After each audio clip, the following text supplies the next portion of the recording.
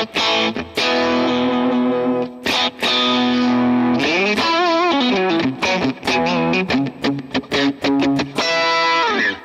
up, guys? We're live. We're back at it again, doing another tutorial for What an Awesome God by Phil Wickham. This is a relatively recent song at the time of this live stream, and I think it's kind of geared towards being more of like a radio song, but just in case you're playing it in church or you just want to learn it, I figured I'd go over the song. So I created all the tabs that I'm going to go over for all the different licks and lead parts and stuff. That is in the description below. I actually just created the Phil Wickham, calling it like the ultimate Phil Wickham course. I'm throwing all of my YouTube tutorials related to Phil Wickham, and I have different ones too, like for elevation and things like that. Throwing all those together, and then you're able to see all of those tabs and things like that as you kind of follow along in this video. Sometimes it can kind of be difficult, you know, finding all these different videos on YouTube. So it's really organized. It's free. Go to the link in the description and then look at the tabs and kind of follow along, because that is exactly what I'm looking at as we do this live stream. The other thing too is today I'll be playing through the This Is Amazing Grace patch that I created for the Line 6 Helix, HX Stomp, Pod Go, HX Effects. Sounds like this. We kind of noticed that each artist, Elevation versus Phil Wickham, they kind of run with the same crew of people as far as players go, and a lot of those people use the same similar type of rig from song to song. So I'm just going off of the This Is Amazing Grace patch, changing it to the BPM of What an Awesome God, 74 BPM, and yeah, we'll take a deep dive right into it. There's not a whole lot going on in this song as far as lead stuff. You'll hear that the drums are a little bit more programmed. Everything's a little bit more programmed, which is why I kind of think it's geared to be more of like a radio song. It's like 3.5 minutes. So there's not a ton of different guitar parts. There's some melody stuff where you're following the melody. And then in verse 2, there's like a rhythmic part, like an arpeggiated type of thing that you can play. And yeah, so we're going to go over that. So let me know if you guys have any questions along the way. So, okay. So let's go over that part in verse 2. And it also happens in the chorus. So you could play this over the chorus as well. And it's basically this arpeggiated part following the chord progression. Same chord progression the whole song. But it kind of sounds like this.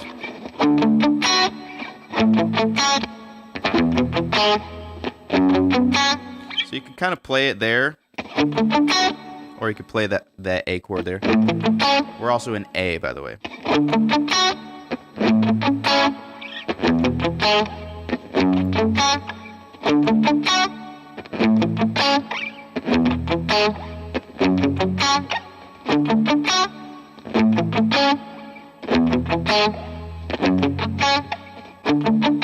So you're just following the chords. The first chord is a D chord, or the 4 chord, and it's a root 5 chord, meaning that it's on the A string, and it's the 5th fret. So it's 5th fret, and then I'm just barring my ring finger here on the 7th fret. And then the other thing you're going to do is really focus on your right hand and palm mute the string, so you're only getting one string at a time to ring out. And you can let up there on that last note to really kind of give it some, I don't know, some extra flavor, some musicianship, if you will. So it's just not so straight. So you could do it that, or you can kind of snap it a little bit on that top string. And then the next chord's just a bar chord. It's a little bit better to play it as a bar chord, because then you could really get the muting down, I think, versus down here. There's a little bit more of a warmth to it. So that's just a root 6 bar chord. Then you'll play an E chord. Just the low strings, the low 4 strings. 1, 2, 3, 4. And then the last chord is F sharp minor chord, root 6. but you'll skip a string there. I listened back through the recording. You can really hear it on verse 2. There, he skips a string. So it goes. You want to get that top B string. So you skip that A string.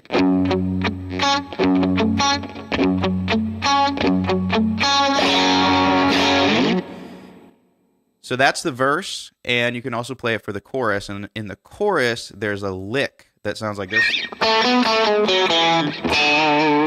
So it happens on that last measure there. You can almost not even play the full chord there. So let me put it in context.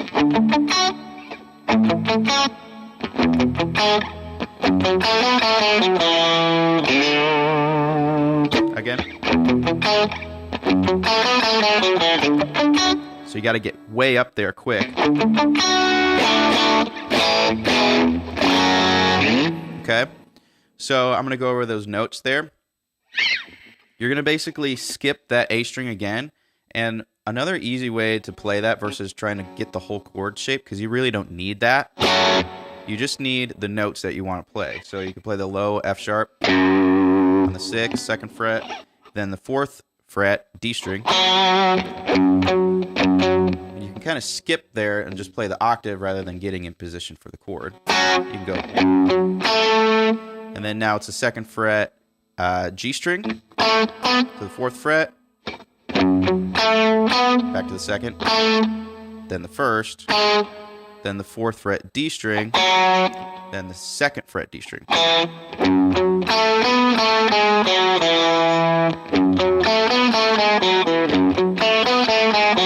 And then if you need help, just keep playing that over and over really slowly until you feel comfortable with it. Just go.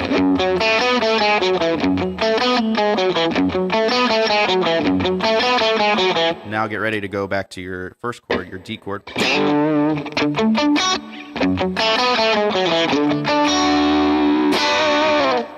So that's the chorus, kind of rhythmic part, arpeggiated part, and the verses there.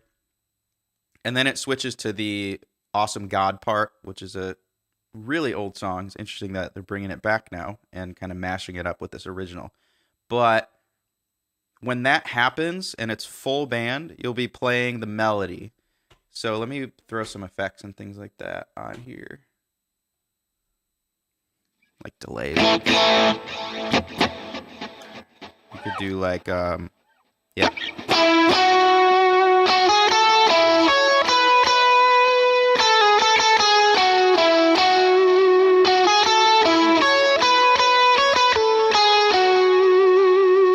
So you'll be playing it kind of in that mid-range area. And I'll pull the delays off and we can kind of go over that. So this is kind of like in that mid-range position. If you ever take courses or like one-on-ones with me, this is kind of an idea that I always go off of playing the guitar. So like if you're familiar with the pentatonic scale in A, this is like your option 1, area 1 for like soloing. Okay. So there's your low, and then you have a high. So at the 12th fret, it repeats. So you got your pentatonic again up here. But then you have this middle part. And so now you have a low option, a high option, and a middle option. So this is like one of the hot spots for especially like worship guitar as well. You'll get a lot of triads.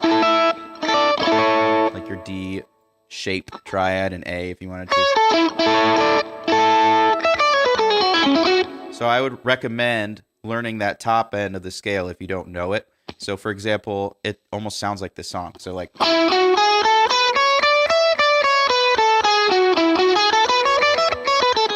if you learn that part, you could basically figure out and use process of elimination to actually figure out the notes that you need to play for this melody. So from that point, I'll just call out the notes.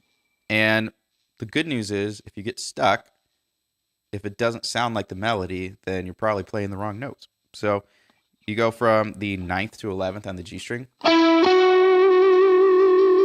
And then you go 11th to the 9th fret B string, then the 10th fret.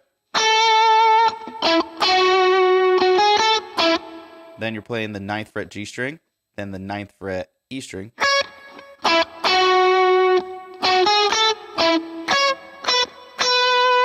You'll land on the 12th fret B string. Then go back to the 10th fret to 9th fret. So you just have to really coordinate with that. You can almost pull off to make it a little bit more guitar player sounding.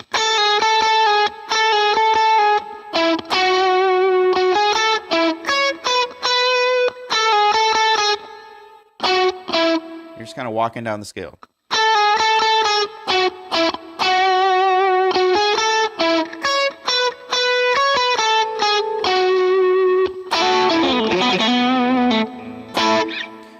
So there's that melodic part, and that is pretty self-explanatory. If you get lost, just make sure it sounds like the melody or somewhat close in the right key. And then there are some other things you can play too that are like very like reverb heavy, like towards the end of the song. That's like in the higher register that I was talking about.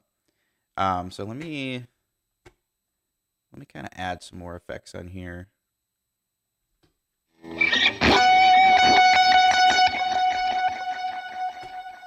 A lot of that Phil Wickham delay. And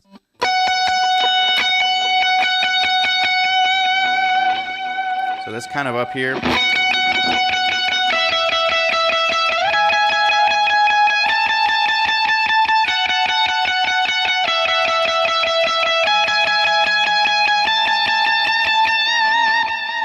So starts on the 14th fret E string to the 12th.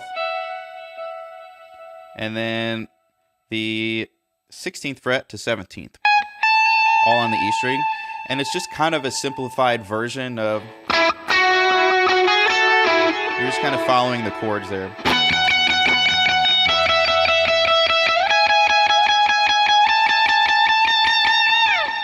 Or if you really wanted to get crazy with it, you could stack the reverbs even more.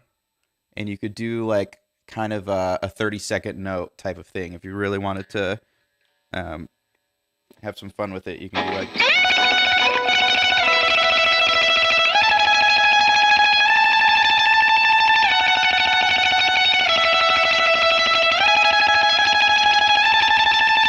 Again, that's just applying yourself and just doubling down on the picking on the right hand, but also just kind of adjusting your hand so that you can not have the other strings ring out. But that's another way you could play that. And then along those lines too, I do hear some octaves. So if you wanted to play the octave version of that, you could do that and kind of put everything together. If you want to do that 30-second thing, you'll just have to open up your picking hand a little bit more. Like.